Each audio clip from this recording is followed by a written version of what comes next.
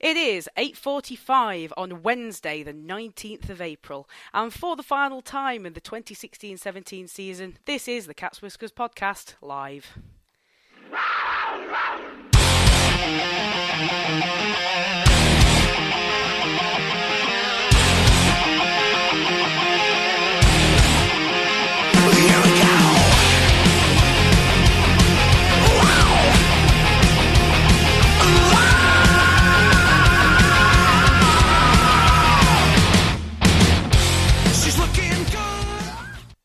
Hello and welcome to the Cat's Whiskers End of Season Review podcast. My name is Tina Taylor and tonight we are going to be chewing the fat over the 2016-17 season.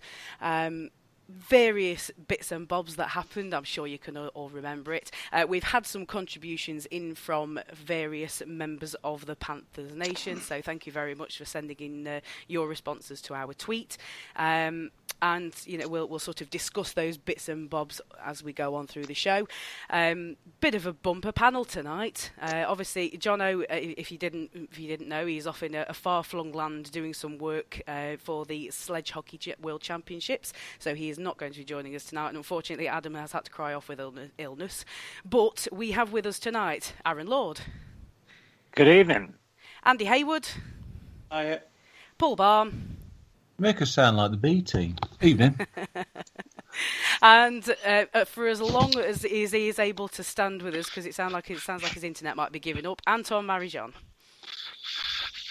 I never mind the B team. I think with the Z team. Evening all.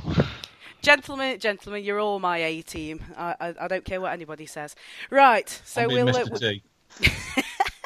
we will crack straight onto it.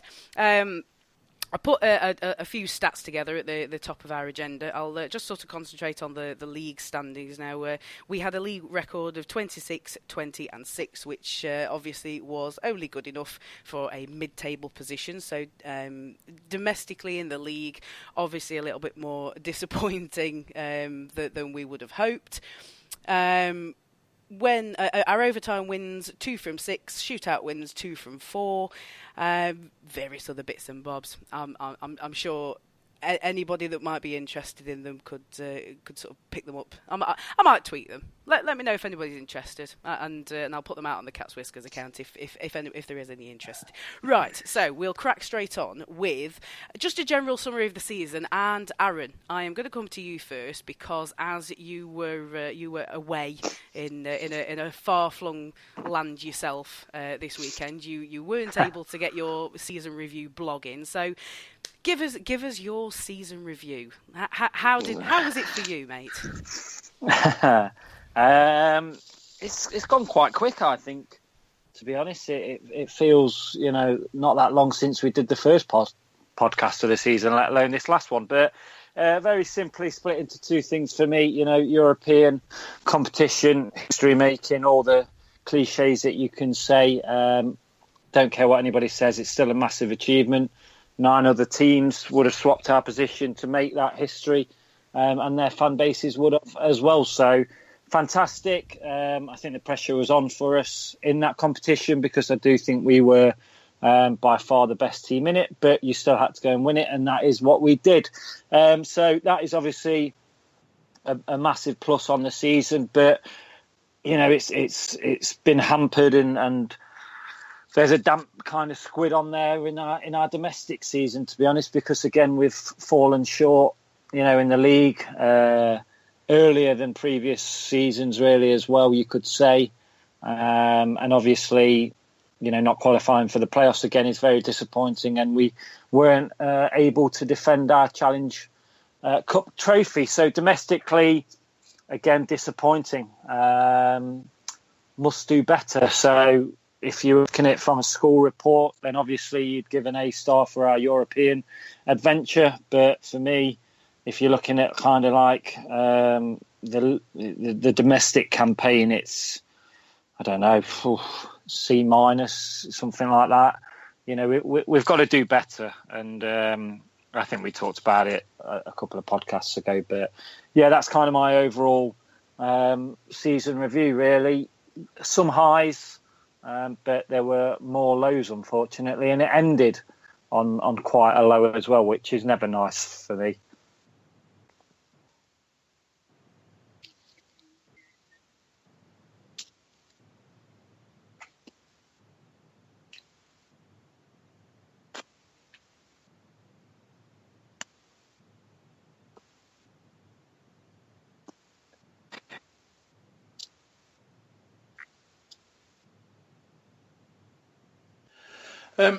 Well, I think ultimately we started off pretty poorly. I thought realistically it wasn't overly inspiring, and I was quite vocal in the sense that I thought that the majority of the imports weren't good enough. And I must admit, I always hung on the thought that I also felt like that in the season we won the league. That initial period in sort of September, October time, I thought that they were poor then, but they, obviously there was always, because of what had happened back then, I was always sort of hanging on to a bit of hope that maybe they could turn it around. So initially the first sort of third of the season was really quite poor, I thought, and I don't think we were up to speed. And I thought the second third was fantastic. That obviously Europe included, but that spell over Christmas, and I can't quite remember what the figures were, but we picked up a really good number of points that were on offer over that festive period, which was a nice change, because we have that sort of. We always have that feeling and that history of the fact that we don't do well at Christmas. So that was particularly nice. And then obviously the back end of the season for me was just sort of average. I don't think we were poor like we were at the start of the season, but we just looked like we weren't as good as everybody else that was sort of we should be competing with. And I just think that ultimately the way our season ended, it kind of summed it up. Not necessarily with the injury to Wheatman, but the fact that we lost by the odd goal against Sheffield kind of just sums it up, because realistically over the course of the season, I think that's probably what our big downfall was. We were in some games, but we just couldn't find a way to win them, whereas the other team could. And I think that was our biggest crime this season, was just that sort of that next gear that we've seen other teams in the previous have, of being able to grind out the wins. Paul? I pretty much agree with what Andy was saying, apart from the fact I didn't think we were that thrilling in the middle period either. I mean, we had a decent Christmas and for once, and with the Panthers we get stuffed at Christmas more often than the average turkey. But we just weren't good enough. Pure and simple. And I mean, obviously we'll get on to players later coming and going, but I've been astounded people getting upset because this player might be leaving, that player might be leaving. If that's what you want, go to the pictures. The players should live and die on the performances on the ice, not because they're a nice bloke to talk to in Tesco's. But I've said there'd be positives, and there are. We've won as many trophies in the last 3 seasons as Sheffield, and we've been rubbish for most of that period of time. And we got more trophies than Belfast did this year. That's always pleasant to see. And last year as well. See, positives. I told you. Well, you heard it here first, folks. Paul Balm has given us the positives. That's about as good as it gets, though. The rest of it was rubbish. But a couple of positives. The rest of it is normal service will be resumed. I'm guessing. Yeah. Right. Ant, are you still there? I think so. Right, probably jolly sound good. a bit like Domo Arigato, Mr. Roboto, but no. Well, to me, you sound just like you normally do. So let's jump on that opportunity. Give us your season review thoughts, please. I will apologise. It seems my PC is now taking the opportunity to run and install as many updates as possible. Wonderful. Yeah. not really a lot to add. It was the dips after the Continental Cup rounds which really killed our season, to be honest. We had that little spike at Christmas when Big Willie style came in, and obviously we beat Sheffield twice, which is always nice to do. It's not really a lot. It's sad, really, that the season will be remembered in an unkind way generally, because the Continental Cup win was a big thing, but domestically we were atrocious for quite a lot of the season. So I'm going to come back down the line. So just a quick one, and feel free to pass if there's nothing that particularly takes your fancy on this one. But Ant, I'll start with you. Were there any surprises for you this season, good or bad? Bad, yes, plenty, because there's some players on there that I thought were going to be given us a little bit more. Good, we're a team of nice blokes. We may not be very good at hockey, but we're a team of nice blokes. I could almost make a song out of that. And I think the biggest surprise, not really a surprise, I suppose, was McGrattan's impact. I didn't think he had quite the impact that people were looking for him. I think they expected another Cam Janssen, skating around like a Looney Tune and smashing into boards, but that's never been his game. However, he added something that Janssen didn't and he scored a lot of important points for us. And, based on the interview that we had yesterday, I hope he decides to come back, but it doesn't look likely, which will be a sad thing for me. Yeah, I mean, we'll come on to that later. But Paul, coming back to you, any surprises? How bad we were at times. A lot of players that were brought in who, I'm not entirely sure they arrived. High points. No, not really. Short and sweet. Andy? What about you, though, Tina? You're asking us. What about you? What about you? What about me? What about me? What about you? What do you think?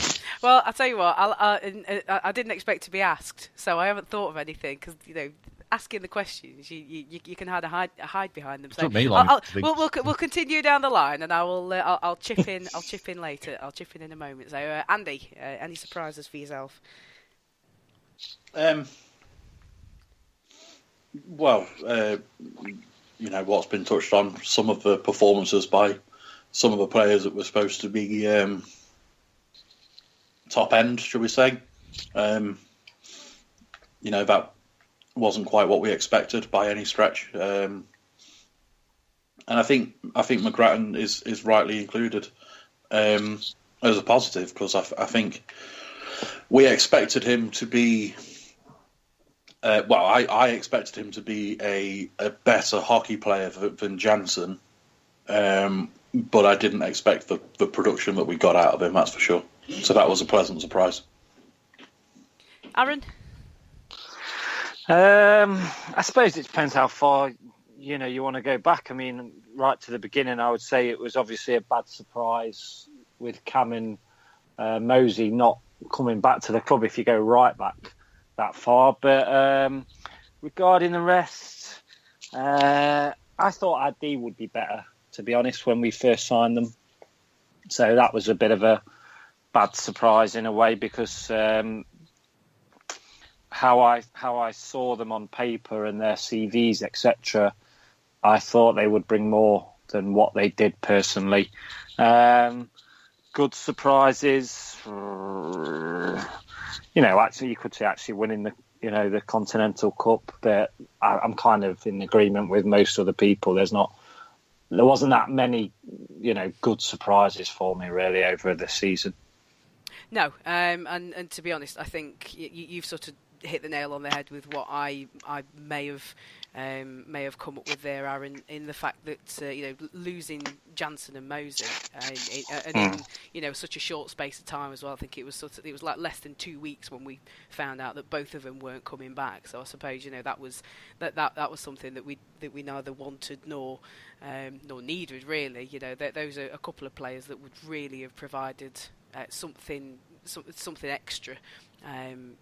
On this Panthers team, albeit there were quite a few players that, that didn't perform as we expected them to. So you have to sort of question what impact just 2 players can have on a team that is sort of below par, if you will. So yeah, I'm with you on that one. I suppose the good surprise was that that the fact that we did have a good spell of play over the Christmas period. I suppose you kind of counter that with the fact that we had our Christmas period sort of October, November time, which we may as well have had it at Christmas, but to bring it back again, a couple of wins over the Steelers over the Christmas period, you can't grumble too much at that. Right, so yes, moving on to a few things that we asked you guys to contribute to. We sent out a tweet asking for your favourite goal of the season, a memorable game, and a player from this season's roster that you would like to see return. So, we had quite a few in. The runaway victory, which I don't think anybody will be surprised with, the goal that most people were citing was the McGrattan goal against the Steelers in the playoff quarter-final home leg. That one was it just ran away. If we'd have been doing a voting, scoring system, that one would have absolutely mullered everybody else's. A couple of mentions for Matt Carter's, one of Matt Carter's rare little flourishes, undressing Mustakovs against the Steelers at the beginning of December. Panthers banter thought he'd be clever and nominate both of Williams' goals over the Christmas period, but somebody else saved him by nominating the one from the away leg. So both of those sort of got a mention. Gentlemen, any other goals that any of you would like to jump in with, other than those I have just mentioned? Robert Farmer, Coventry. Go on, give us a run up to it for anybody who is can't remember it. Go on, play it out for us, Ant. Picks the puck up in his own zone, dances past 3 or 4 players, top corner. Past Stewart, absolutely brilliant. I think it was a 4-on-4 at the time as well, I seem to remember. It was just superb, and for me that was one of, until the McGrattan thing, which was brilliant for all the reasons. That for me was the goal of the season. Anybody else? McGrattan's other goal against Sheffield, where he sort of hung on to it and took it round Mustakov's. There's a photo of it as well where he sort of the puck's in the net and he's behind the goal, and Mustakov's is practically in the face-off dot, I think. So yeah, that one was pretty good. Yes, I remember that one. Any others? Aaron and Paul, any other contributions? I've tried to block it all out. Everybody said the goals that I would have talked about there, to be honest. So yeah, okay, and we have had some decent ones to talk about, but I think it speaks, volumes that the McGrattan goal in the playoff quarter-final got the most attention. I mean, I don't think it was so much the goal itself. It wasn't, it wasn't overly skillful, but I think it was what it meant at the time. I mean, in the grand scheme of things, obviously, we've gone over this. It meant nothing because we lost in the following leg. So, we didn't go through to playoff weekend. But I'll tell you one for thing, me, it was what it meant at the time and how it all went down that really makes it stand out. I'll tell you one thing though. I was walking back from work the other day, and I saw an orange. This is a true story. I saw an orange glove on the floor, and I thought, "Oh, Fitzy must have been here." But then I realised he never drops his gloves in Nottingham. Dum-dum. Keep it positive. Right. Okay. We'll move on to the memorable game. Just sort of quickly tallied up everybody's responses. There were a few mentions for the 8-5 versus Storm at home. Personally for me, I think that was my most memorable game. It's just to sort of coin a phrase, it sort of encompassed old-time hockey, if you will. There was just goals aplenty. You had a fight, and it was just manic. So if I'd have been putting my vote in, I think that's the one I would have gone for. We've got a couple of mentions for the Blaze game at home, where and I think the only reason this one's been mentioned is because it was when Nicky Forrett got thrown out for third man in for doing probably what most other players in the Elite League wanted to do to Kevin Noble. So I think that's probably why that one got mentioned. Couple of mentions for the Sheffield game on Boxing Day, and also the Sheffield playoff quarter-final game, which, probably for obvious reasons, more for the McGrattan goal than anything else. But again, an absolute runaway victory for the absolutely staggeringly unbelievable result down at Ice Arena, Wales, when we put 8 goals past the goalie tandem of Ben Bounds and Thomas Murdy. So, guys, other than those games, anybody got any that were particularly memorable, for good or bad reasons, really? Just throw them all out there. I'm struggling to think. I mean, winning at Christmas. Yeah, and sort of the way we won as well. On both occasions. But beyond that, honestly, I'm struggling to think of any actual games that even stand out amongst what we watched. Anybody else? I'd kind of just back up Paul there, to be honest with you, regarding Boxing Day. I think it was just me and Jono from everybody, and if I'm right, that went there, and we did play well, which is, as you've alluded to, Tina, and I know Paul has as well. The Christmas period is not usually a fond one for the Panthers, so that was really, really pleasing.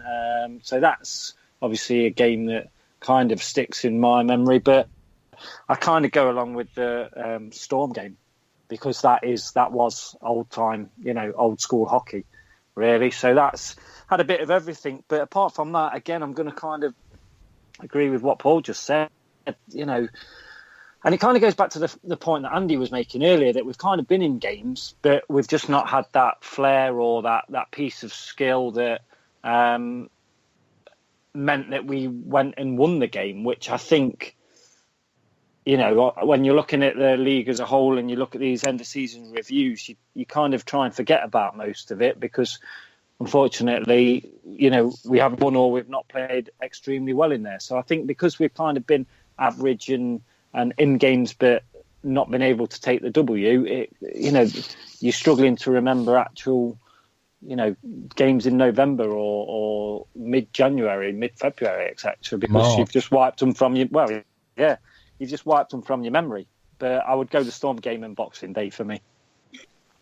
Andy, anything further to add? No, just sort of Boxing Day and for Continental Cup probably. Other than that, I wasn't at the Storm game, so didn't really look out on that one. So, unless Ant, if you've got anything else to add, we'll sort of move on. No, I was surprised the written game didn't get much more. It was mostly sort of focused on domestic games, because Continental Cup will sort of deal with in its own entirety, in its own entity. The Manchester game was probably the best one. I didn't see the Cardiff one, but result-wise, that was probably by far and away our best result. But for a pure spectacle, I really enjoyed the first leg in the playoff quarter-final against Sheffield. That, to me, was probably our strongest performance of the season. Okay. And we just... yeah, it was... it didn't nosedive from there. Let's not talk about that. It's probably still too painful. Anyway, right. We've got a couple of points that we may have to sort of I may have to sort of mash into one. Was sort of originally putting all this together. The last thing that we asked for contributions from people was one player from this season's roster you'd like to see return. Now, since then we've had a couple of what appear to be cheerio messages, I suppose. You spoke about it earlier, Ant. There was the interview from was it Sportsnet that Brian McGrattan did, and that sort of he was sort of basically asked, what are you doing next season? He says he doesn't know. Nicky Forrick wrote a note that was put out by the Panthers official account.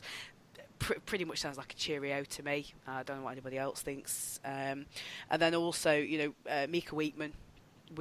He's sort of had a couple of lines on Twitter just to say thanks for the last 2 years. And I mean this isn't this is something I saw last night on Facebook, so I don't it's out there in the public domain anyway.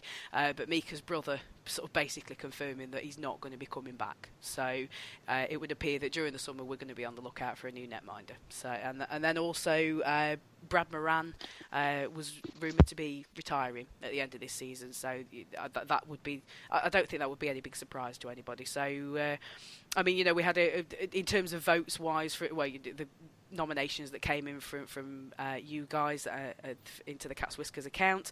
We had plenty of nominations, sort of a few kind of spread around. You sort of got Wheatman and Farmer topping the list. A few for Brown. I mean, obviously Brown's on his 2-year university deal, so we're expecting him to be back. Lindhagen, Williams, cheeky vote in there for Passel and for Nicky Forrick. So there's a sort of a healthy mix there of a limited amount of players that people would like to see back. There are also a few cheeky nominations for Evan Mosey and Matthew Myers. So apologies for not making that clear, but I did sort of mean we meant this season's roster. So isn't it our turn to have Matthew Myers this year though? I'd like to think so. I'd like to think so. If we're doing some sort of sharing arrangement, then yes, it's definitely our turn to have him. Gentlemen. So from this season's roster, just if you could only pick one player, who would it be coming back? Aaron. Are we assuming that the people on 2 years are back? Yes, I think we can assume that. So, okay. Yeah, anybody we know, anybody we kind of know is on a 2-year deal, we'll just sort of accept the fact that they're coming back anyway. Okay. Well, I'll go Lindhagen then. Okay, Andy. McGrattan, because although we thought he was on. Was you not listening to what I just said, Andy? Yeah, but by the sounds of it, he probably isn't now.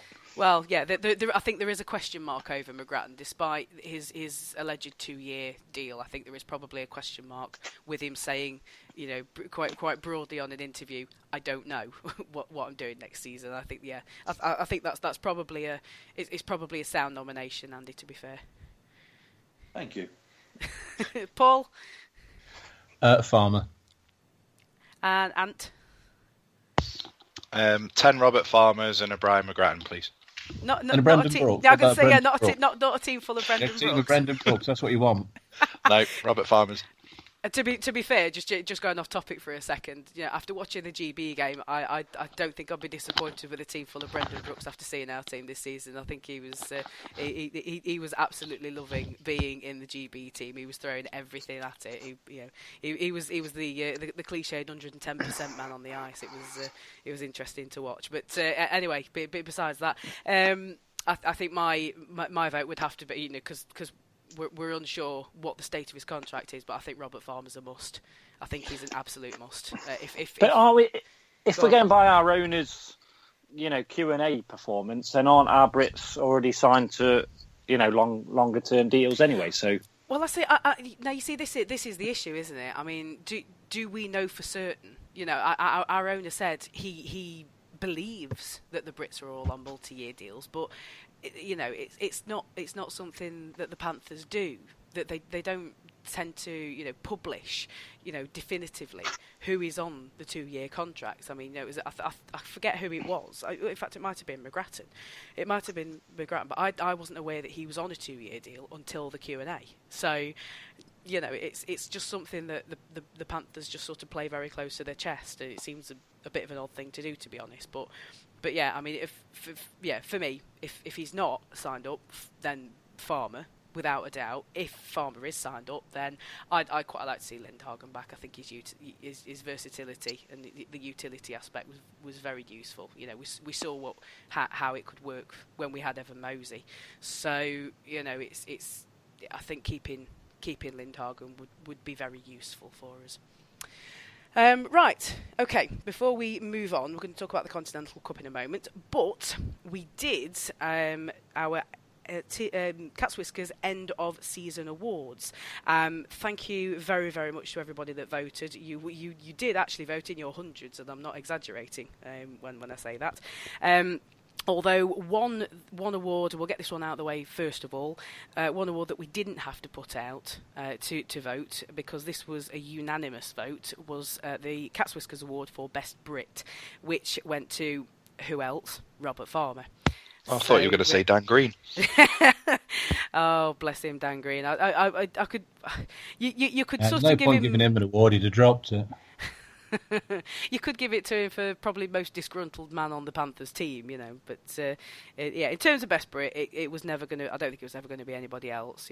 Farmer has had an absolutely stellar year, and I think he had a pretty good year last year from what I recall.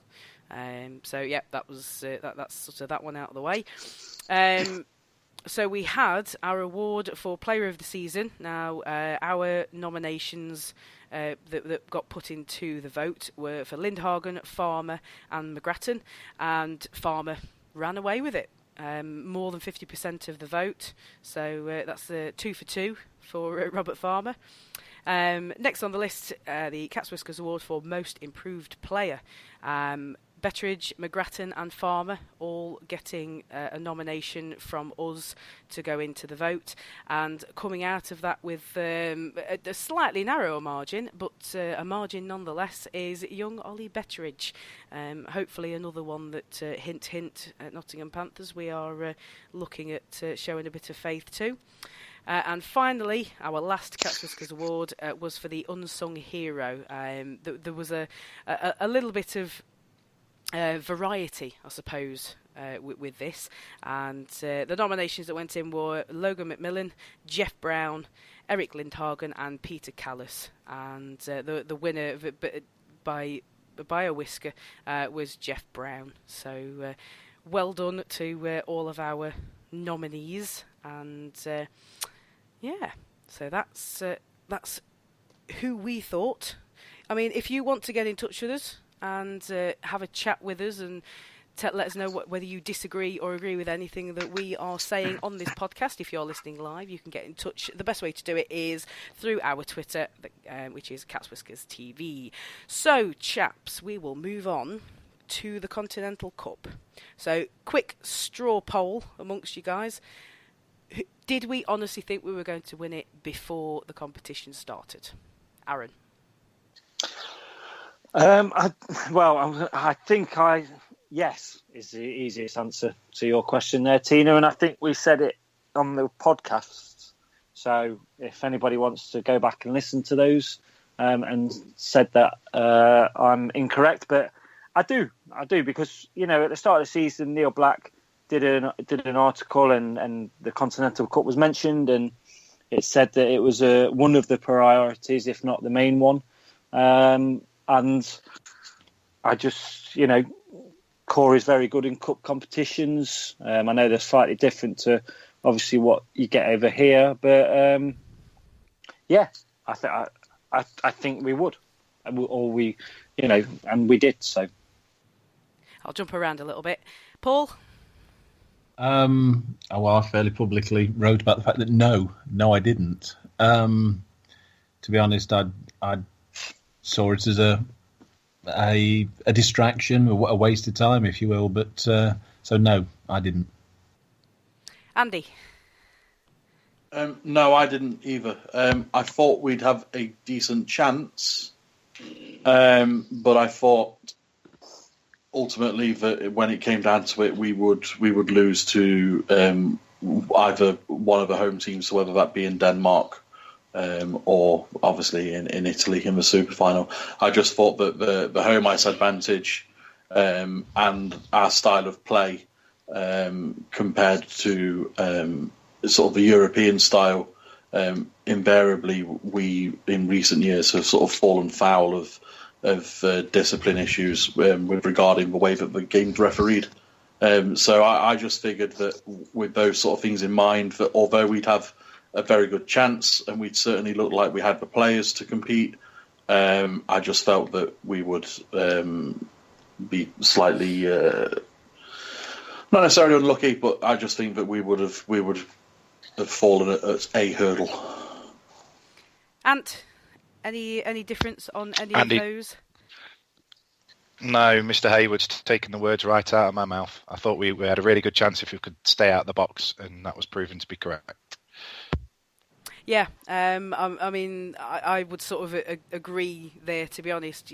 Having watched other European competitions that we've participated in, I thought that, the discipline would quite possibly be our downfall, but, obviously proved incorrect. You looked at the opposition that we were facing in that second round down in Spain, and I thought, we'll probably walk it through there. But I thought Denmark would obviously be, and it was a tougher prospect. And I thought there was a chance of us getting through to the super final, but wasn't sure. Wasn't sure if we'd get there, to be honest. So, but yeah, obviously a nice surprise. Gentlemen, another sort of quick one, I suppose, but wax lyrical about it as you wish. Ant, I'll come to you first. Who was your favourite opponent, and why, if you have one? I didn't really have one because I just want to beat everybody. But people that went over there, they struck up a real good rapport with the Dens fans. So speaking on their behalf, I'll go with the Danes. Andy? I don't know, to be honest. No idea. Okay, short and sweet. Aaron? I would probably just say Written, because when we beat them, it meant that we won it. Fair enough. Can't say fairer than that. Paul? I can't remember the name. The Latvian team, because they're whatever they were from. The ones we played on the Saturday at the final, because their logo looked like Jeremy Corbyn in a hat. Okay. Very topical. Fair enough. I think for me personally, I was amused by the fact that there was actually hockey in Turkey. That was just the level of my amusement. Yeah. Well, they could skate. They could skate better than me, so that counts as far as I'm concerned. That absolutely counts. Any standout performances from any particular Panthers players throughout the Continental Cup campaign? Andy, I'll come to you first. I think much maligned during the season, but I thought Brad Moran was very good in the last round, the super final round. Obviously, he got them 2 goals in the first game that saw us through. But I thought overall he played quite well. But other than that, I think Farmer and Wheatman were probably sort of two other real standouts. So those 3 really. Paul? I mean, for me, it was not really, because it was very much a sort of a team effort. It was a rare example of the whole team playing together. So nobody really. Aaron? I think Paul makes a really good point there, actually, and I'd agree with that. But I'd also agree with what Andy said. If I had to pick out one person, then kind of Brad Moran led from the front, didn't he, as a captain should do, and I think he was our leading point scorer over the competition. So I think what Andy and Paul have said is 2 very good points. And just to wrap it up, then, Ant? You got to give Callis a nomination for his performance when he wasn't, just a couple of weeks after being sacked by the club. To put on a performance like he did in Denmark was fantastic, and fair credit to him. But yeah, like the others have said, Farmer in particular in that game against Written was superb. Weigman was at his best over the last couple of weekends. And a little nod to Big Brian for getting his first goals for the club, which kick-started his season, really. Well, but if you listen to Cat's Banter Army, he kick-started Brian McGrattan's season, but less said about that, the better. You've had a bit of backup on Peter Callis there as well, and Panthers 6233. Sam has been in touch, and he says that the main standout was Peter Callis. So you are not alone in your thoughts there. What did he do? Sorry? What did he do? Played for the club after he'd been let go, I suppose. He did. Oh, right, okay. I'm sure he scored. I'm sure he scored.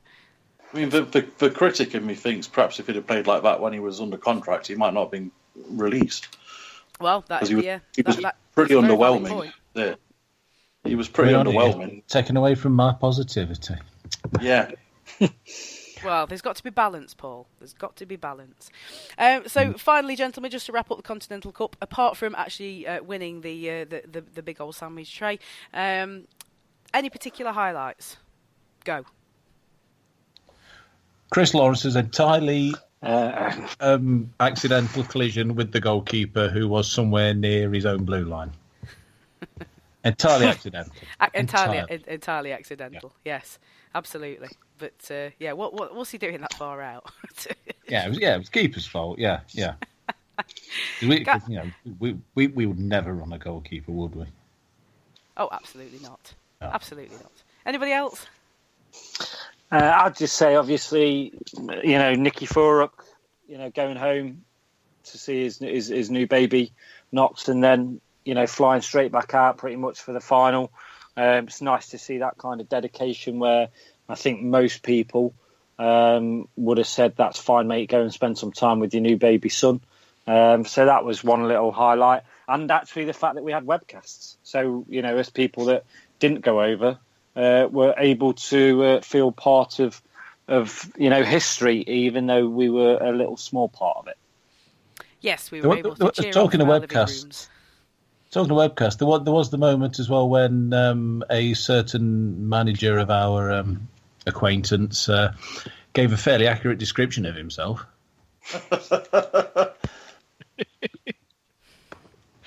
I'm not sure whether I've just got to. If we go silent in a minute, it's because we've been shut down. Yeah. Move on, quick. Move on. Nobody noticed. Move on. Yes, yeah, no, I'm that's it. I'm not going to dwell on that for too much longer. Obviously, it was a wonderful achievement that the Panthers went out to the super final in Italy. We went through those 2 rounds, came back home with the goods, as it were.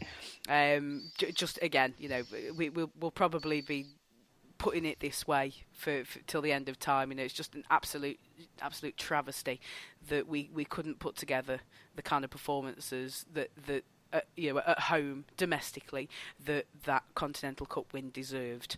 So it's a little less shiny than it could have been, but regardless, it's still a massive achievement. It's still it's what the club set out to do, and they did it. So hopefully Neil Black at the beginning of the upcoming season will do a lovely article with somebody and say say outright the absolute top agenda item is winning the league, because if he says it, then hopefully it'll happen. But fingers crossed. We'll see how it goes. Right. So going forward, speaking of going forward, the old Panthers fans' motto, if you will, there's always next season. So a couple of things to just to address.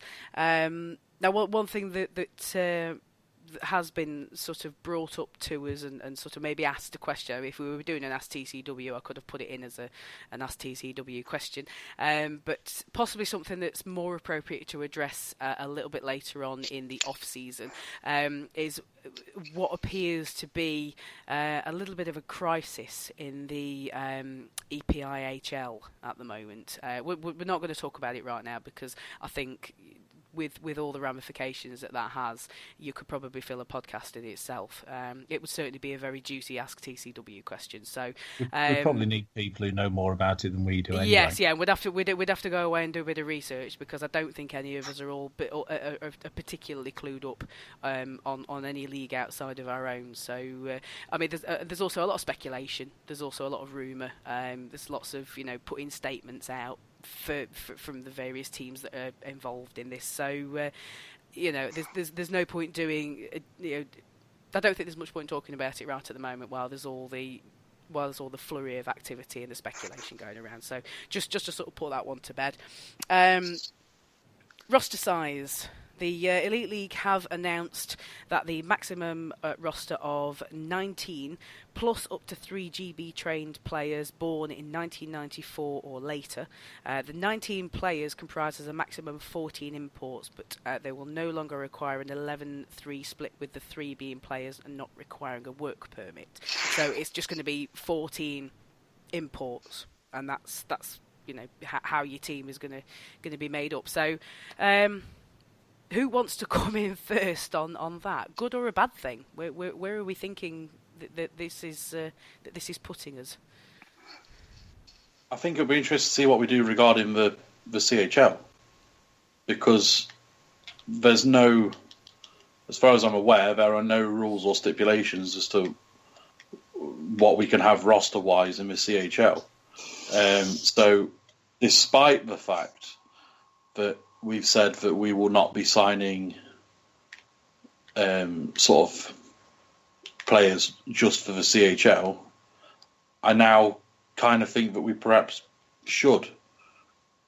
Not necessarily a team of them by any stretch, but I certainly think that, realistically, if we want to do better than we did last time we were in it, so the sort of the goal is to try and get 2 wins perhaps, or at least maintain what we got the time before with 1 win, then I kind of feel like we should have the best squad available, and I think no disrespect to them by any stretch, but if we can get some top imports in,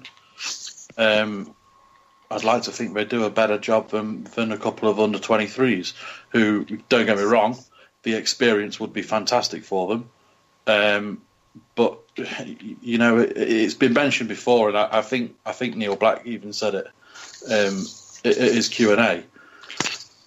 Not quite as I don't see it quite as blunt as he said it, but at the end of the day, we aren't a development league. We are classed as, read into it what you will, but we are classed as the Premier League in Britain. It doesn't necessarily say a lot, but that's what we are. So, I don't know. I just think with the CHL next season, I just think it'll be interesting to see what we actually do. I think from a league's point of view, I think it's a fantastic thing. I think it evens the playing field a bit. I think it certainly helps teams around the league, and it will certainly help bed the new teams coming into the league as well, I think. So with that in mind, I think it's a very good thing, but I'm just intrigued to see what our stance is going to be regarding the Champions Hockey League. Anybody else want to follow that up? I think one thing it will mean is that we've probably seen the last of Dan Green. I'd be very surprised if we were using one of the 5 sort of Brit places on him. I would have thought the backup netminder would be one of the under-23 slots. Aaron, anything to contribute on that? Is it? It's the new rules. I'm still not sure. It's roster size, or it's bench size, isn't it? Not roster size. So theoretically, you could sign as many players as you wanted still, but you're still limited to what it says on the roster. Is that right? No, I think it's squad size, isn't it? Well, you see, I read it as match night roster size, but I could be wrong. I've read so many different versions of it. Who knows? But I suppose one thing you can say is if we've got differing opinions of it on this podcast between the few of us, then maybe some clarification is needed from somewhere. Sorry, carry on, and. I think they need to sort out the league structure first before they go on to anything else, because the fact that they've not got that sorted yet is taking the pee, to be fair. But yeah, I like the rule. I think it's a really good introduction, and it's getting things in like this is the only way we're going to see the next lots of David Clark's and Big Nose Thomas, and all that lot. So yeah, it's good stuff. Aaron, anything you want to add in? The only thing I would add is it'll be interesting. You're going to have currently 12 teams if everything stays as it is, going after and trying to fill these 3 GB trained players under 23. So it'll be interesting to see how teams approach that, because there'll obviously be some good potential there, but there'll also maybe be some players that might have to be signed just to kind of fill that number. So it'll be interesting to see what kind of team announces them first, and will it be kind of like a sort of that rush in TK Maxx where everybody's trying to find that bargain sort of thing. So it'll be interesting to see how we approach that ourselves. But apart from that, I kind of just agree with what everybody else has said previously. So that was the only thing I'd kind of add, TT, to be honest. Yeah, and I mean, from the discussion that I've seen, I know I said we weren't going to talk about it, but if the EPIHL does fall away, then you've got a step missing, effectively. I would say, that's kind of where in the past we have sent our Brits to go and rack up the ice time, get the experience and what have you, like Rob Lakovic, Ollie Betteridge, and I know Tom Norton spent some time in the EPIHL before he came back up to us, and then obviously went back down to them. So yeah, it's interesting. I think that's going to have a bearing. I think that is definitely good. How that league plays out is going to have a bearing. But yeah, for me, when I first started watching the Panthers, to me, what is going on, that roster size that's going on is kind of what the Panthers were doing anyway at the time, because we had these young Brits that were peppered in amongst the side, and they were all young upcoming prospects. So and I think I've spoken about it on previous podcasts, that was something that I perceived that Corey Nielsen did really well, working with the youngsters and bringing them up and making them the next Matthew Myers, David Clark, and etc. etc. So I'm really intrigued to see how we get back to that, and if this is the kind of ruling that will help us get back to that, and force the hand, I suppose, of the coaching staff to go back to that sort of thing. So yeah, I'm in agreement with pretty much everything, and also it's interesting point as well, Andy, what you brought up. It is going to affect how we approach the CHL, and we need to be clever about it. We just need to make sure that we get what we need for every competition we're going to be entered into. Okay, so yeah, I mean, somebody touched on it. New teams, so Milton Keynes and Guildford, we know are definitely coming up to join us. So we will be a 12-team league. Conferences, what happens now? Ant, do you want to come in first on that? Will we be a 12-team league though? Well, the statements as it stands on at the moment, we are a 12-team league, so we can only go on what we know.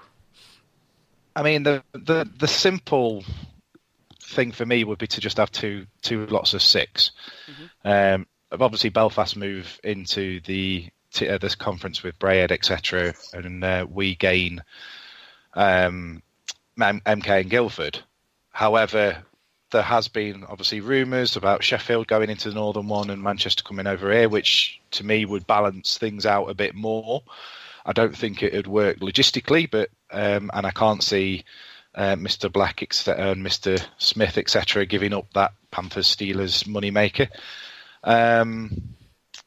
But it seems to me that some teams want 3 lots of 4, which I could see working, but I can't see working if, for instance, the rumours are that it'd be Belfast, Cardiff, Panthers, and Sheffield. That's not going to do anything, all that's going to do is make it blatantly easier for another to win the league, because there's no way in hell a team in a group of 4 like that playing each other, I would guess, a couple of more times than you'd play the other teams, is going to win the league, I don't think. But then we said this with Brayhead in the initial one, so what do I know? Indeed, quite. Paul, anything to add? For me, to be 2 of 6. So 2 groups of 6 would be the best way to do it. And if that means that we play Sheffield a bit less, then so be it. They're the big money days, but maybe the people who go out there and market the game, sell the tickets, shouldn't be concentrating on the games that already sell tickets. Panthers Sheffield's always going to sell well. Surely, instead of pushing that, what you should be doing is pushing Panthers against Edinburgh as an example. Push those.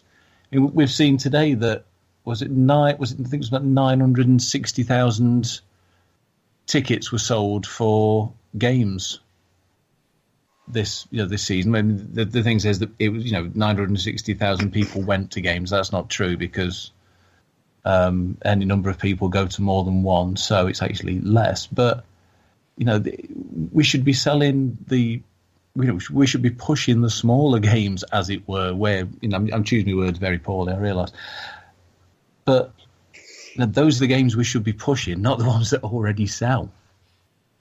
Yes, there are some games that sell themselves.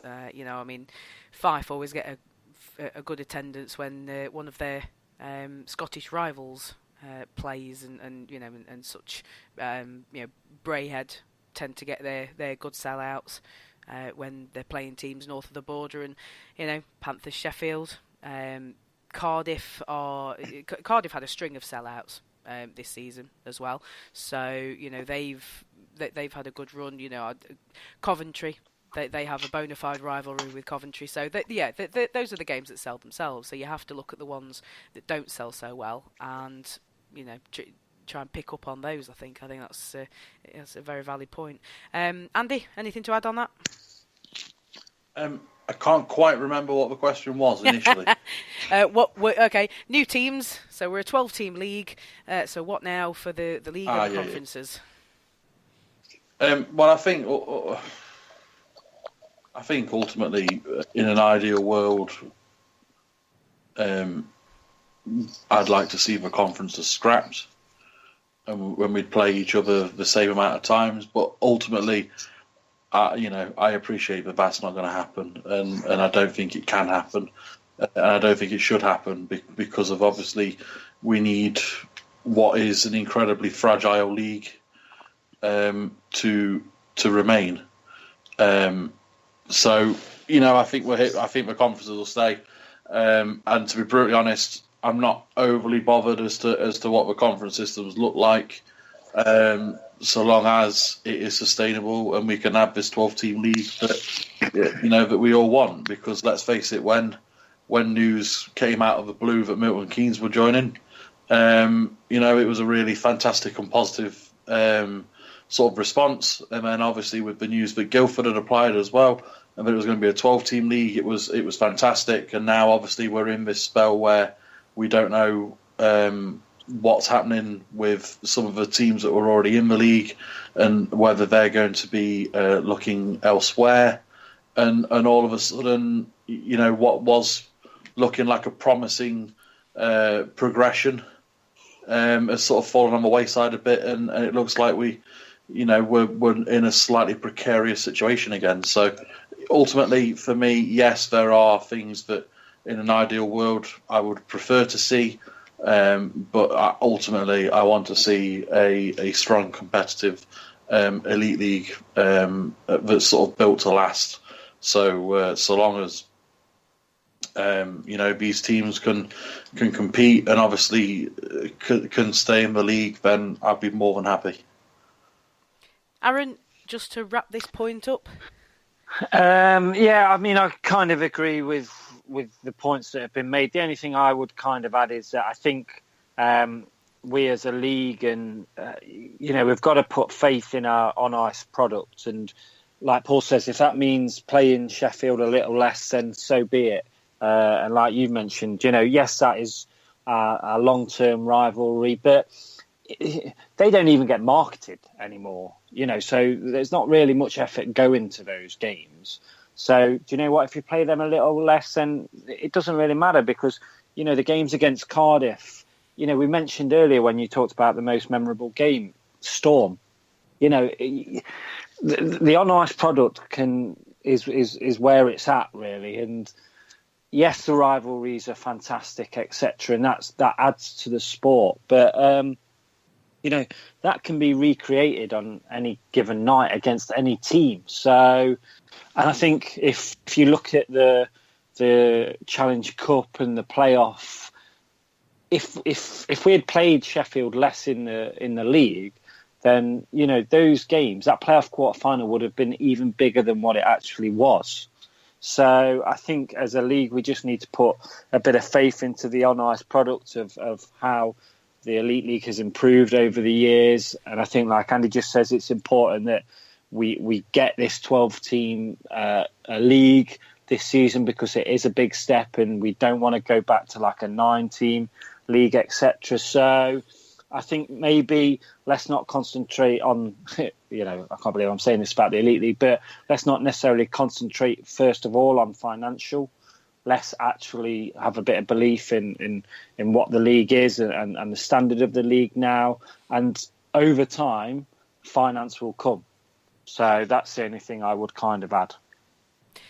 Right. Okay. Kevin Costner on for a minute. It was a very emphatic speech, that wasn't it? Right. So just to wrap up, we'll come to the last point of the evening. What would we like to see from next season's team and next season's Panthers organisation? Andy, I'll let you come in first on that one. It's quite difficult as a Panthers fan because ultimately, after the season that we've just had, I'd like to say an entertaining team again. So perhaps like the team from 2 years ago with like Jansen, or even the days of all out attack or something a bit more exciting and a bit more entertaining. But then by the same token, if we played for trap every game but we won the league, then I'd be happy. It's trying to find that happy balance, I suppose. Too many times this year, we just didn't seem to have a spark, and we didn't seem to get any sort of energy whatsoever, and the games just felt like a bit of a chore to go to and also to watch. And it shouldn't be like that. Yes, there will always be the odd game where you kind of get that feeling, but a lot of it should be down to your personal feelings on the day plays into that. But I just think last year we had far too many of those days where it sort of became too much of a chore to actually make the effort to go down and watch it. So I just like a team that sort of makes me reinvest the love for the game a bit more and sort of stops that feeling of sort of we've got Panthers at the weekend and I can't really be bothered. Ant. Yeah, again, Andy's pretty much said what I was thinking. There's an old saying that red eye sells tickets, so maybe 12 teams full of nutcases and it's just a complete bloodbath would be fun, but I don't think the actual ice hockey would get that far. But and you certainly don't want games going on until the early hours of the morning. But yeah, just a team for me that looks like, and I will never say that a team, purposely doesn't try, but a team that looks like it's giving their all is a bare minimum for me. I think if they look like they're at least trying, that they're at least interested in the game and what have you, then that would go a long way to getting the fans behind the team. Aaron? passion and commitment to the badge on the front of the shirt, and also for us to get our identity back. You know, for me personally, I feel we've kind of, it's a little bit like what Andy kind of said earlier. We've kind of tried a bit of a defensive style one season, you know, playing that trap kind of hockey. Then another season we've kind of played the, you know, really physical forechecking and you know, the dump and chase, but been very hot on the forecheck. I'd like to see us go back to kind of what Corey Nielsen was known for. You know, I know, and I hate to bring out the hashtag, but, you know, sexy Nielsen hockey, attractive hockey.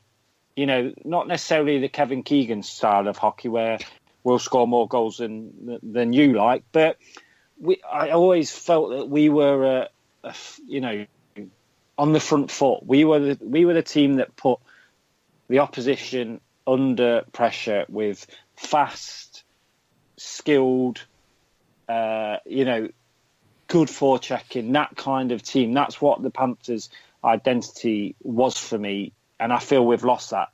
So that's what I would like to see back, because that is who we are in my eyes. And I think there are other teams in this league that has an identity, and they're very different, but I feel we've kind of just lost our way a little bit over the last few seasons, and I think that is what I want to see back. Paul, your thoughts, please? Well, you know, Corey said that he's looking for a team that's younger and hungrier. I just hope they're not thirstier as well. I think like everybody said, you know, you want a team that goes out there, plays with passion, and goes out there to play every night. But I've been reading Facebook, and we're going to be fine because we've already signed Lepine and Dan Backler. So that's it. You know, the give us the trophy now. Yeah, the off-season rumour mill has already begun. It's already as ludicrous as it always is. It's just wish fulfilment. But, you know, what we've got to do really is look at what other teams are signing. And it's very helpful if Sheffield start signing players early so that, you know, we can see the sort of level. But be signing players to that level. We got left behind, I think, this season. A lot of teams moved up. And we've got to, you know, we've got to match that or better it if we want to be in with a chance of winning anything next year. Yes, absolutely. For my two, Pennyworth, yeah, I want to see a team that makes me want to watch them. You know, a team that I mean, I'm a big fan of the grafter. I like to see players go out there and absolutely give it all. You know, this one thing that you could say about Ollie Bettridge. Every time he steps onto the ice, you know he's skating as hard as he can. He's trying his best to put himself in the best positions. Doesn't always get there, but you know he's young and learning. You know, but that sort of energy and enthusiasm and willingness to get in there and get stuck in. You know, I mean, the teams that I have watched over the years, by and large, have been recruited well. You know, the teams have been, you know, okay. But I think for me, over the last few seasons, what's mostly been missing is the willingness to go out there and graft, you know, to take responsibility for your shift and go out there and you know, absolutely boss it. I think that's, for me personally, what's been missing. And just, you know, for the other part of the question, you know, what I would like to see from the Panthers organisation, I want to see some balls. Because, you know, we've had opportunities. Well, we'll buy next year's calendar then. No, you don't get to see any balls. They've all got... No, anyway. You've looked, haven't you? You've checked. I buy it every year, you know. Of course I have. But the thing I would like to see, and the reason I say it like that, is that we have had this past season players that just have not been good enough. They have not done as well as they could have done. They have not met their potential. You know, we know that they can do better, and they haven't. And you know, we look at other teams in the league, and they look at players and go, "You're not doing well enough. You're going home." I would dearly like to see some of that decisiveness, some of that willingness to cut a player, to, you know, even if it's to give everybody else a wake-up call. We need some of that, because, you know, if we go a whole season and, you know, we have players that just are not putting in the effort that I want to see, I would like to see them go home. I like Aaron says, I want the players to be putting it all on the line for the badge on the front of the jersey. So for that would be my final word on what I want to see from next season's Panthers. So, unless anybody else has got anything else they would like to chip in to our little end of season chinwag. Okay, I'm taking that as a no. Right, so I said sort of. Sort of. Go on then. I just want to say, now we're at the end of the season, thank God. I just want to say thank you to you all. Thanks to everybody for listening. Thanks to Tina for putting up with us. Yay! when Captain Bullard's off. Well, I suppose we ought to call him King Young Bullard or something now, didn't we? But, you know, so and she has to put up with a lot, especially from me. I appreciate that, and my terrible jokes. I never did get me John Armstrong in, but apparently he's been cut by the Steelers for scoring a goal. It's the first time he's missed the keeper all year. Please laugh. So, no, I just want to say thank you to everybody who's listening. Everybody's put up with this shambles week in, week out, if you have managed that, and to all the guys who do it. From the elder statesman of the group. This message brought to you by Balm. So yes, I mean, let's you know round it off. I suppose, you know, thank you very, very much to everybody who is involved with the Cat's Whiskers, everybody who's contributed, anybody who's helped us along the way. It does take a bit of maintenance, and you know we all do it because apparently we enjoy it. So we don't do any maintenance. Well, yeah, that's the we bit just turn up and cause trouble. That's the bit you don't know about. Don't you worry about that. So from me. To you guys, the listeners, on behalf of the Cat's Whiskers podcast, echo what Paul said.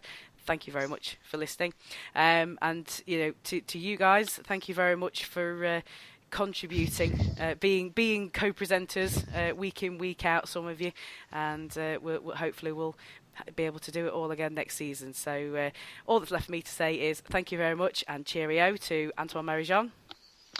Thanks for having me on. Have a good off-season, everyone, and thanks to everybody who was part of a pretty epic playoff finals weekend, even though the Panthers weren't there. Yes, I must say you were on point with your chanting. Anyway, moving on. Thank you very much, and have a good off-season to Andy Haywood. Thank you very much, and to you. And thank you very much also to Aaron Lord. Oh, how can you follow that? Yeah, thank you. Echo Paul's thoughts, and enjoy the summer, everybody. And to the self-styled elder statesman, Paul Balm. Thank you very much. Thank you, everybody, and goodbye. Thanks again, and we will be putting out a few bits and bobs throughout the summer when there's something to talk about, when anything marginally newsworthy happens. So keep a weather eye on Twitter, as it were, and Facebook. If you want to read our end of season review blog, you can do if you go to our website, which is www.thecatswhiskers.co.uk. Sorry, thecatswhiskersonline.co.uk. And until our next podcast, ta-ta.